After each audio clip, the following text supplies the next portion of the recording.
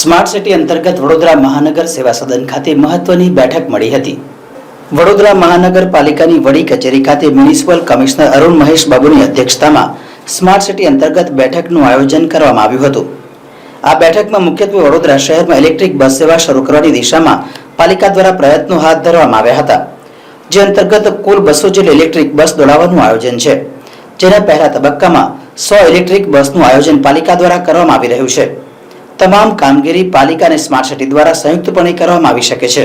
Smart સિટીમાં basically અત્યારે regular board meeting હતી, એટલે ફર્સ્ટ બોર્ડ મીટિંગ હતી કે એની અંદર કયા કયા મુદ્દાઓ છે, સ્માર્ટ સિટીઝની અંદર કયા ચાલી રહી છે અને આગળ કેવી રીતે લઈ જઈ શકાય એ બાબતની ચર્ચા હતી. એટલે સિટી બસ સર્વિસીસ ને કેવી રીતે ઇમ્પ્રૂવ કરી શકાય, એટલે આવનારા દિવસોમાં 100 ઇલેક્ટ્રિક બસીસ અમે વડોદરામાં લોન્ચ કરવા માટે પ્લાનિંગ કરી રહ્યા છે. એની ચાર્જિંગ ઇન્ફ્રાસ્ટ્રક્ચર પણ અત્યારે તૈયારી શરૂ થઈ ગઈ છે. આવનારા દિવસોમાં એની પણ મુલાકાત લઈશું. વી આર પ્લાનિંગ કે by the month of August September 100 electric buses વડોદરામાં લોન્ચ કરી શકાય. PM E-Drive સ્કીમ અને ગુજરાત સરકારના અર્બન ડેવલપમેન્ટ સ્કીમની અંતર્ગત એ કરવામાં રહેશે. કારણ કે વડોદરા એકમાત્ર સિટી છે જેમાં પોતાની ઇલેક્ટ્રિક બસ સર્વિસ અત્યાર સુધી ચાલુ નથી થઈ, એટલે એને મહત્વ આપવું પડે. પોલ્યુશન ઓછું કરવા માટે આ કરીશું. અને સેકન્ડ ફેઝમાં અંડર PM E-Drive અને UDD we will do for another 100 buses. એટલે 200 બસીસ ઇલેક્ટ્રિક બસીસ અહીંયા સિટીમાં લાવવાનો અમે પ્રયત્ન કરીએ છીએ. અને આવનારા દિવસમાં લાસ્ટ માઇલ કનેક્ટિવિટી તરીકે સિટીથી 20 કિલોમીટર બહાર, જે માની લો બીજા સિટીઝમાં લાસ્ટ માઇલ કનેક્ટિવિટી કહેવાય, એટલે સિટી કોમન બસ ટર્મિનલ છે એને પણ ઇન્ટિગ્રેટ કરવાનું અમે પ્લાનિંગ કરી રહ્યા છીએ. એ સ્માર્ટ સિટીની સ્કીમ નથી, પણ જે કોમન બસ ટર્મિનલ, પ્રાઇવેટ, મોફિઝલ, સિટી બસ બધું એકત્રિત જગ્યાથી અમે જઈ શકીએ એ રીતનું પ્લાનિંગ આવનારા દિવસોમાં કરીશું. અને લાસ્ટ માઇલ કનેક્ટિવિટીમાં અહીંથી VMCથી 20 કિલોમીટર, જે માની લો GIDC વિસ્તાર છે, ત્યારના લોકો અહીંયા આવીને કામ કરે છે, અહીંયા સવારે અહીંયા કામ કરે સાંજે જાય છે, એ લાસ્ટ માઇલ કનેક્ટિવિટી પણ એક્સટેન્ડ કરવાનું અમે પ્લાનિંગ કરી રહ્યા છે. જ્યારે કનેક્ટિવિટી વધે ત્યારે સિટીનો વિકાસ થશે, જ્યારે કનેક્ટિવિટી વધે ત્યારે ત્યાં નવો રોડ્સ બનશે. એ બાબતનું પ્લાનિંગ છે. એટલે આપણે જે રેડિયલ રોડ્સની વાત હતી 20 કિલોમીટરની, ત્યાં સુધી ધીરે અમે સિટી બસ સર્વિસને પણ એક્સટેન્ડ કરીશું. પહેલાં પણ સિટીનું પોતાનું બસ સર્વિસ હોવું જોઈએ, એ અત્યારે અમે આગળ લઈ જવા માટે પ્રયત્ન કરી રહ્યા છીએ.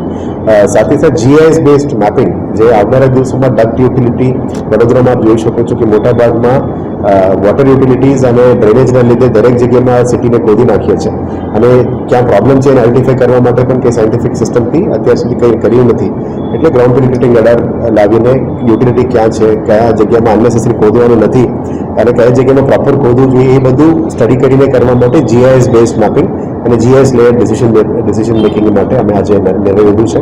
આવનારા દિવસોમાં BMC દ્વારા એ બધું એડોપ્ટ કરશે, જે રીતે અમદાવાદ અને સુરત કરી રહ્યા છે. વડોદરામાં પણ આ કામગીરી આગળ વધશે. આ આખું કામ સ્માર્ટ સિટી અંતર્ગત થશે, કારણ કે પછી એ મિક્સ થશે. જેટલું સર્વિસીસ સ્માર્ટ સિટી અત્યારે જે કમાન્ડ કંટ્રોલ સેન્ટરથી ચાલી રહ્યા છે એ તો ચાલુ જ રહેવાનું છે. અમુક સર્વિસીસ અમે પછી સ્માર્ટ સિટીથી VMCમાં શિફ્ટ કરવાનું પણ નક્કી કર્યું છે, જેમાં લોંગ ટર્મ OMM છે, લોંગ ટર્મ વધારનું આપણે પૈસા ચૂકવવું પડે, અદરવાઇઝ 10 વર્ષનું મેન્ટેનન્સ છે, એ બધાનું સ્માર્ટ સિટીનું અત્યારના ફિનાન્શિયલ કેપેસિટી નથી, કારણ કે આ સ્કીમ દેતા વખતનું હતું. એટલે લોંગ ટર્મ સર્વાઇવલ માટે VMC એને હેન્ડઓવર કરશે, પણ જે ટેકનોલોજીકલ ઇન્ટરવેન્શન્સ છે એ બધું સ્માર્ટ સિટીથી આવશે. આ 100 બસોના જે ખર્ચો તો આપણે કીધું તો એ સ્માર્ટ સિટી અંતર્ગત આવશે કે પછી એ આને શિફ્ટ કરીને સિટી VMCની અંદર લાવી દઈશું. તો એનું ફંડ આપ આપશો? No, it is not from smart city. It is from PM E-Drive and urban development. એટલે આટલું નથી કે સ્માર્ટ સિટી પણ નથી. સ્માર્ટ સિટીમાં આટલું એ પણ નથી કે પાસે. સ્માર્ટ સિટી અત્યારે ચાલુ છે ને? યસ ICCC ચાલી રહ્યા છે. ઇન્ટિગ્રેટેડ કમાન્ડ કંટ્રોલ તરફથી જે પણ ડિસિઝન મેકિંગ આવે છે, આપ સિટીની અંદર જે પણ CCTV કેમેરાઝ મારફતે અમે તમામ ડિટેક્શન છે, જીઓ ફેન્સિંગ છે, સિટીના પોલીસનું ક્રાઇમ કંટ્રોલ છે, બધું આ CCTV જે સ્માર્ટ સિટીની અંતર્ગત ચલાવવામાં આવ્યું એ જ મારફતે ચાલી રહ્યા છે. એટલે સ્માર્ટ સિટી ચાલુ છે અને અમુક વખતે કમાન્ડ કંટ્રોલ સેન્ટરમાં ડિઝાસ્ટર વખતે પણ ત્યાં જ બેસીને અમુક ડિસિશન્સ અમે કરતા હોય છે. So it is working, as of now it is working. એટલે ન્યૂ વર્કિંગ પણ થશે કે ખાલી મેન્ટેનન્સ પૂરતું જ સ્માર્ટ સિટી છે કે પછી જ્યારે પણ નવું ઇનિશિયેટિવ્સ લેવામાં આવશે we will introduce in smart city. Thank you.